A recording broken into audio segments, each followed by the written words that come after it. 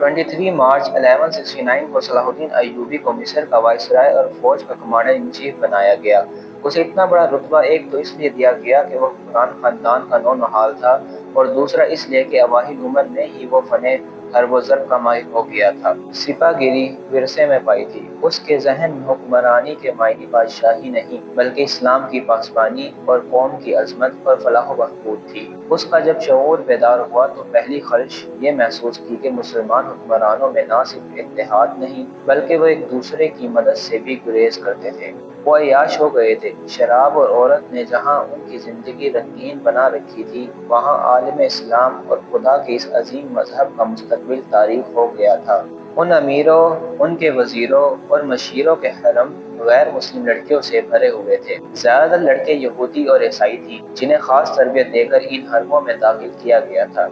غیر معمولی حسن اور اداکاری میں کمال رکھنے والی یہ لڑکیاں مسلمان حکمرانوں اور سربراہوں کے کردار اور قومی جذبے کو دیمک کی طرح کھا رہی۔ اس کا نتیجہ یہ تھا کہ صلیبی، جن میں فرنگی خاص طور پر قابل ذکر ہیں، مسلمانوں کی سلطنتوں کے ٹکڑے ہڑپ کرتے جا رہے تھے، اور بعض مسلم حکمران فرنگیوں کو سالانہ ٹیکس یا جزیہ ادا کر رہے تھے جس کی حیثیت غنڈہ ٹیکس کی تھی۔ صلیبی اپنی جنگی قوت کے رعب سے اور چھوٹے موٹے حملوں سے مسلمانوں کو ڈراتے رہتے، کچھ علاقوں پر قبضہ کر لیتے اور ٹیکس وصول کرتے۔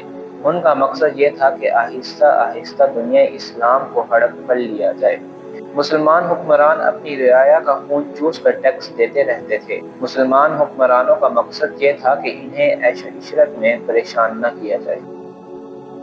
صلاح الدین ایوبی کو جب مصر کا وائسرائے اور کمانڈر ان چیف بنا کر بھیجا گیا تو ان سینئر افسروں نے ہنگامہ برپا کر دیا جو اس عہدے کی امید لگائے بیٹھے تھے۔ ان کی نگاہ میں صلاح الدین ایوبی ابھی طفل مکتب یعنی مدرسے میں پڑھنے والا بچہ تھا، مگر اس طفل مکتب نے ان کا سامنا کیا، اس کی باتیں سنی تو ان کا احتجاج سرد پڑ گیا۔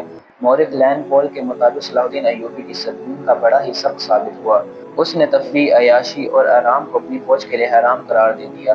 اس نے اپنی جسمانی اور دماغی قوتوں کو صرف اس مقصد کے لیے مرکوز کر دیا کہ سلطنت اسلامیہ کو مستحکم کرنا ہے اور صلیبیوں کو اس سرزمین سے نکالنا ہے۔ فلسطین پر وہ ہر قیمت پر قبضہ کرنا چاہتا تھا۔ اس نے یہی مقاصد اپنی فوج کو دیے۔ مصر کا وائسرائے بن کر صلاح الدین ایوبی نے کہا، خدا نے مجھے مصر کی سرزمین دی ہے، اس کی ذات باری مجھے فلسطین بھی ضرور عطا کرے گا۔ مگر مصر پہنچ کر صلاح الدین ایوبی کو انکشاف ہوا کہ اس کا مقابلہ صرف صلیبیوں سے نہیں بلکہ اپنے مسلمان بھائیوں سے بھی ہے، جنہوں نے اس کی راہ میں بڑے بڑے حسین جال بچھا رکھے ہیں جو صلیبیوں کے عزائم اور جنگی قوتوں سے زیادہ خطرناک ہیں۔